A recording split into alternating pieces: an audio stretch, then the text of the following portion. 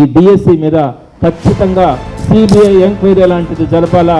తప్పకుండా కూడా ఎవరైతే అన్యాయమైన వాళ్ళకి ఖచ్చితంగా జగన్మోహన్ రెడ్డి గారి ప్రభుత్వం వచ్చిన తర్వాత వారందరికీ న్యాయం చేయడం కూడా జరుగుతుందని తెలియజేస్తాం. చాలా మంది అంటారు జగన్మోహన్ రెడ్డి గారు డిఎస్సి వేయాల అని.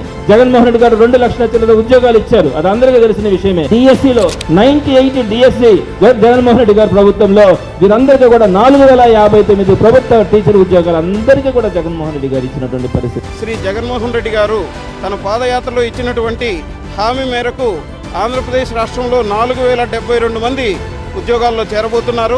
2008 డిఎస్సిలో ఉండే వాళ్ళకు కూడా 2193 మందికి నిరుద్యోగులైనటువంటి వారందరికీ కూడా ఎలిజిబుల్ క్యాండిడేట్స్ అనేది జగన్మోహన్ రెడ్డి గారు వచ్చారు. పాదయాత్రలో భాగంగా మనకు జగన్ గారు మాకు హామీ ఇవ్వడం జరిగింది. అబ్బా మీ 2008 వాళ్ళని ఇన్ని గవర్నమెంట్లు మారినా కూడా ఏమీ చేయలేకపోయారు, నేను మీకు జాబ్స్ ఇస్తాను అని మాకు హామీ ఇచ్చి అలాగే మాట తప్పని మడమ తిప్పని అన్నగా మాకు నిలబడి మా అందరికీ కూడా మినిమం టైం స్కేల్లో జాబ్స్ ఇచ్చారండి. గౌరవ ముఖ్యమంత్రి గారు మరి అధికారంలోకి వచ్చిన మరుక్షణమే మాకు ఒక కమిటీ వేసి కమిటీ ద్వారా మాకు ఒక భరోసా కల్పించి ఈ 2008లో నష్టపోయిన బీఈడీ అభ్యర్థులందరికీ కూడా ఎంటీఎస్లో ఉద్యోగాలు ఇవ్వడం జరిగింది. 2018 డిఎస్సి 2019లో దిగిపోయినారు కదా లాస్ట్ గవర్నమెంట్లో.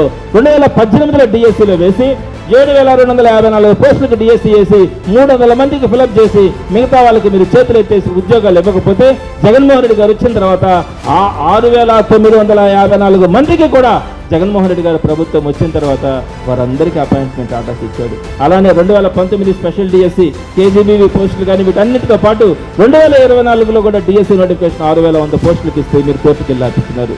మొత్తం మీద జగన్మోహన్ రెడ్డి గారు 21,108 పోస్టులకు ఇచ్చారండి. ఎవరైనా కూడా డిఎస్సి ఏమేశారు జగన్మోహన్ రెడ్డి గారు, డిఎస్సి ఏమేశారు అంటారు. అంతకుముందు 14-19లో 10,000 పోస్టులు చంద్రబాబు నాయుడు గారు వేసింది. జగన్మోహన్ రెడ్డి గారు మీరు చేసిన పాపాలు ఆ రోజు నుంచి రోడ్డు మీద ఉన్నటువంటి నిరుద్యోగులందరికీ కూడా ఉద్యోగాలు ఇచ్చి 21,000 మంది దాకా కూడా పోస్టులు ఇచ్చినటువంటి పరిస్థితి.